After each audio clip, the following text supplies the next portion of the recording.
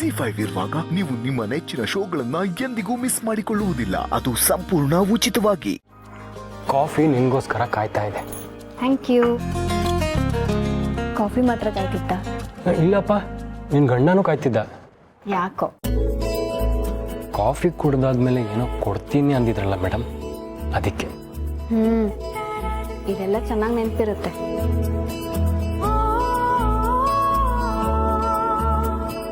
ಅದು ಸರಿ, ರೂಮಿಗೆ ಹೋಗಿದೆಯಲ್ಲ, ಹೇಗಿದ್ದಾರೆ?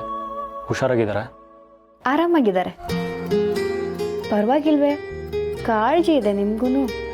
ಯಾರಿಗೆ ಹುಷಾರಿಲ್ಲ ಅಂದರೂ ವಿಚಾರಿಸ್ತೀನಿ ನಾನು, ಅವರು ಅಂತ ಅಲ್ಲ. ಹೌದೌದು, ನಮ್ದೆ. ಆದರೂ ನಾನು ಹೋದಾಗ ಅವರಿಬ್ರು ಪ್ರಾಣಾಯಾಮ ಮಾಡ್ತಿದ್ದೀನಿ ಅಂತ ಹೇಳಿದ್ರು. ಅದರಲ್ಲೇನಿದೆ, ನಿಮ್ಮ ಮಾವ ದಿನ ಮಾಡ್ತಾರಲ್ಲ. ದಿನ ಮಾಡ್ತಾರೆ. ಆದರೆ ಇವತ್ತು ಅವರು ಸುಳ್ಳು ಹೇಳಿದ್ರು ಅಂತ ನನಗೆ ಗೊತ್ತಾಯಿತು. ವಾಟ್? ಅದ್ರಲ್ಲಿ ಸುಳ್ಳು ಹೇಳೋಕ್ಕೇನಿದೆ? ಅವ್ರಿಗೆ ನನ್ನಿಂದ ಏನೋ ಮುಚ್ಚಿಡಬೇಕಿತ್ತು ಅನ್ಸುತ್ತೆ, ಅದಕ್ಕೆ ಹಾಗೆ ಹೇಳಿದ್ರು. ಏನು ಹೇಳ್ತಿದ್ಯಾ? ನಿನ್ನಿಂದ ಏನು ಮುಚ್ಚಿಡಬೇಕು? ಅದು ಅವ್ರು ಬೇರೆ ಬೇರೆ ದಿಕ್ಕಲ್ಲಿ ಚಾಪೆ ಹಾಸ್ಕೊಂಡಿದ್ರು. ಆಗ್ತಾನೆ ಹೇಳ್ತಿದ್ರು ಅನ್ಸುತ್ತೆ. ನಾನು ಚಾಪೆ ನೋಡಿದೆ ಅಂತ ಪ್ರಾಣಾಯಾಮ ಅಂತ ನನ್ನ ಹತ್ರ ಸುಳ್ಳು ಹೇಳಿದ್ರು. ಇವಳು ಏನು ಹೇಳಕ್ಕೆ ಟ್ರೈ ಮಾಡ್ತಿದ್ದಾಳೆ? ಇಷ್ಟೆಲ್ಲ ಮುಜುಗರ ಮಾಡಿಕೊಂಡು ಚಾಪೆ, ಬೇರೆ ಬೇರೆ ದಿಕ್ಕು, ಅದು ಅವ್ರ ಪರ್ಸನಲ್ ವಿಷಯ. ಪೂರ್ಣಿ, ಬಿಡು. ನಾನಿದನ್ನು ನಿಮ್ಗೆ ಹೇಳಬೇಕು ಅಂತಿರಲಿಲ್ಲ. ಆದರೆ ಅವರಿಬ್ಬರು ಮದುವೆ ಮಾಡ್ಕೊಂಡು ಬಂದಾಗ ಒಬ್ಬೊಬ್ಬರು ಒಂದೊಂದು ಥರ ಮಾತಾಡಿದ್ರು. ಆದರೆ ಅವರಿಬ್ರದ್ದು ಪ್ಯೂರ್ ಸಂಬಂಧ ಅಂತ ನಿಮ್ಗೆ ಅರ್ಥ ಮಾಡಿಸೋದಕ್ಕೆ ಹೇಳಿದೆ ಅಷ್ಟೆ. ನಿಮಗೆ ಅರ್ಥ ಆಯಿತು ಅನ್ಕೋತೀನಿ.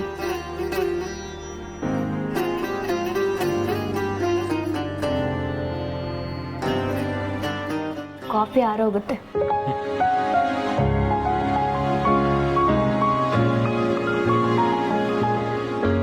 ಹಲೋ ಸರ್, ಹಾಗೆ ಹೋಗ್ತಿದ್ದೀರಲ್ಲ? ಅಂದರೆ ಕರುಣೆ ಅನ್ನೋದಿದೆಯಾ ನಿಮಗೆ? ಕರುಣೆನಾ? ಹೆಂಡತಿ ಒಬ್ಬಳೇ ಇದ್ದಾಳೆ, ಸುತ್ತಮುತ್ತ ಯಾರೂ ಇಲ್ಲ, ಆದರೂ ಹಾಗೆ ಹೋಗ್ತಿದ್ದೀರಲ್ಲ? ಅರ್ಥ ಆಗಿಲ್ಲ. ನಿಜವಾಗ್ಲೂ ಕಾಫಿ ಹೇಗಿತ್ತು? ಅದ್ಭುತವಾಗಿತ್ತು. ಆಗಲೇ ಮಾತು ಕೊಟ್ಟಿದ್ದಲ್ಲ, ಕಾಫಿ ಚೆನ್ನಾಗಿದ್ರೆ ಏನೋ ಕೊಡ್ತೀನಿ ಅಂತ. ಹೌದಾ? ನಾನು ಹಂಗೆ ಹೇಳಿದ್ನಾ? ನೀನು ಕೊಡದೇ ಇದ್ರೂ ಹೇಗೆ ಕೊಡ್ಸ್ಕೋಬೇಕಂತ ನನಗೆ ಗೊತ್ತು.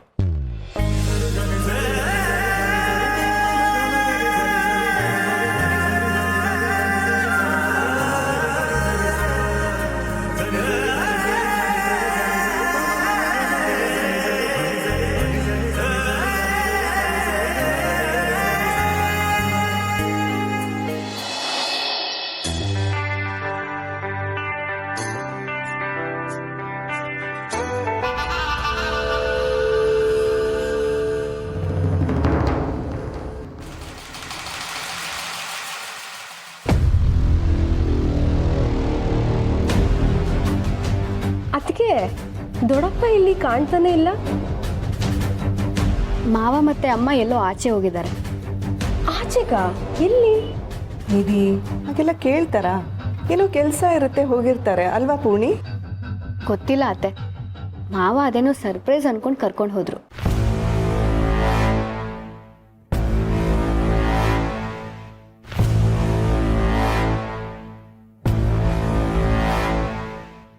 ಅತ್ತೆ, ಒಂದು ನಿಮಿಷ ಬಂದೆ.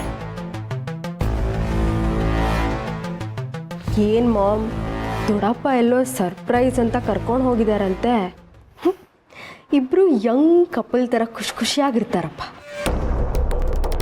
ಆದರೂ ಏನು ಮಾಮ್, ಇವಾಗಂತೂ ದೊಡ್ಡಪ್ಪ ನಿಂಗೆ ಏನೂ ಹೇಳೋದೇ ಇಲ್ವಲ್ಲ? ಮೊದಲಾಗಿದ್ದಿದ್ರೆ ಎಲ್ಲಿ ಹೋದ್ರೂ ನಿಂಗೆ ಹೇಳಿ ಹೋಗೋರು.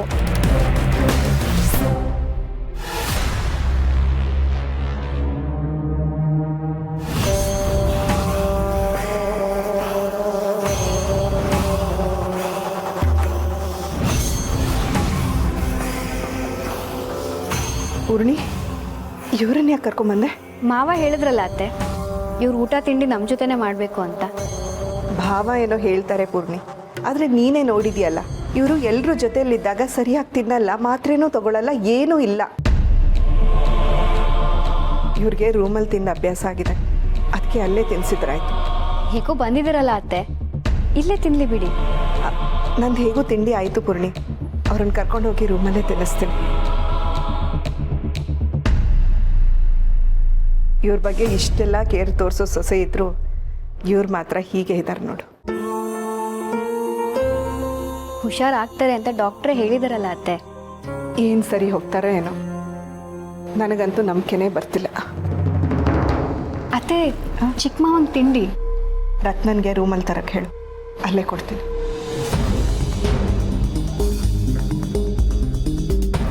ಚಿಕ್ಕ ಮಾವ ಇಲ್ಲೇ ತಿಂಡಿ ತಿಂತಾರೆ ಅಂದರೆ ಅತ್ತೆ ಯಾಕೆ ಹೀಗೆ ಕರ್ಕೊಂಡು ಹೊರಟ್ಬಿಟ್ರು? ಶಬಾಷ್!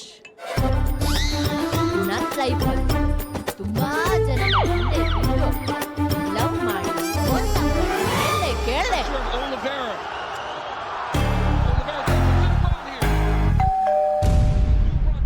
ಓಡೋದವಳೆ, ಯಾರು ಬಂದ್ರು ನೋಡು. ನೋಡೋದೇನೋ, ಬಾಗ್ಲು ತೆಗ್ದೇ ಇದೆ, ಬೆಲ್ ಮಾಡಿದವರು ಒಳಗೆ ಬರ್ತಾರೆ ಇರು. ಚೆನ್ನಾಗಿದೆ.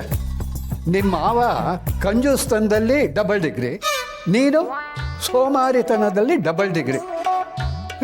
ಚೋರ್ ಗುರು ಚಂಡಾಲ ಶಿಕ್ಷೆ.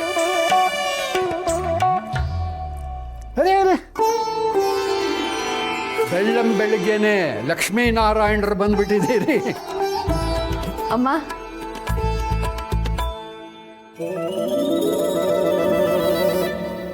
ಅಪ್ಪ,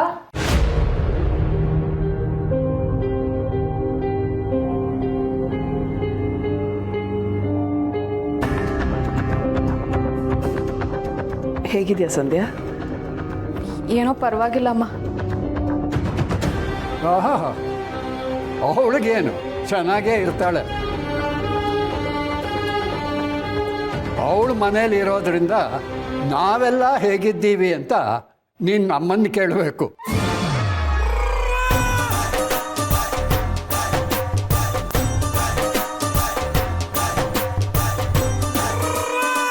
ಅಮ್ಮನ್ ತಪ್ಕೋಬೇಕು ಅನ್ಸಿದ್ರೆ ತಪ್ಕೊಳ್ಳೋ. ಹೇಗಿದೆಯಾ ಸಮರ್ಥ್? ಇನ್ನು ಹೇಗಿರ್ತೇನೆ? ನನಗೆ ತಿದ್ದಕ್ಕಂತೂ ಅಪ್ಪ ಇಲ್ಲ, ಮುಚ್ಚಕ್ಕೆ ಅಮ್ಮ ಇಲ್ಲ, ಸೊ ಆರಾಮಾಗಿದ್ದೀನಿ. ನೀವೇನೇ ಹೇಳಿ ಅಮ್ಮ, ನನಗಂತೂ ನಿಮ್ಮಷ್ಟು ಚೆನ್ನಾಗಿ ಚಪಾತಿ ಮಾಡೋಕೆ ಬರೋದೇ ಇಲ್ಲ. ಏನಿಲ್ಲ, ನೀನು ಚೆನ್ನಾಗೇ ಮಾಡ್ತೀಯ, ಹೋಗ್ತಾ ಹೋಗ್ತಾ ಎಲ್ಲ ಅಭ್ಯಾಸ ಆಗುತ್ತೆ. ಅಮ್ಮ ಮಾಡ್ದ ಹಾಗೆ ಚಪಾತಿ ಮಾಡಕ್ ಬರಲ್ಲ ನಿನಗೆ ಅಂತಿರ್ತೀಯಾ? ಈಗ ಅಮ್ಮನೇ ಮಾಡಿದ್ದಾರೆ ಅಲ್ವಾ, ತಿನ್ನು. ನಾನಿವಾಗ ಆ ಥರ ಹೇಳ್ದೆ? ದಿನ ಊಟ ಮಾಡುವಾಗ ಅದನ್ನೇ ತಾನೇ ಹೇಳೋದು ನೀನು. ಹೌದು, ಇಷ್ಟೊತ್ತಾದ್ರೂ ಆಫೀಸ್ಗೆ ಹೋಗದೆ ಏನು ಇಲ್ಲೇ ಕೂತಿದ್ಯಾ? ಲೇಟ್ ಆಗೋದ್ರೂ ನಡೆಯುತ್ತೆ. ಹಾ, ಅಮ್ಮ ಬಂದಿದ್ದಾರೆ, ಲೇಟಾಗಿ ಹೋಗ್ತೀನಿ ಅಂತ ಹೇಳು, ಪರವಾಗಿಲ್ಲ. ZEE5 ಆಪ್ ಡೌನ್ಲೋಡ್ ಮಾಡಿ ಎಲ್ಲಾ ಸಂಚಿಕೆಗಳನ್ನು ಸಂಪೂರ್ಣ ಉಚಿತವಾಗಿ ನೋಡಿ.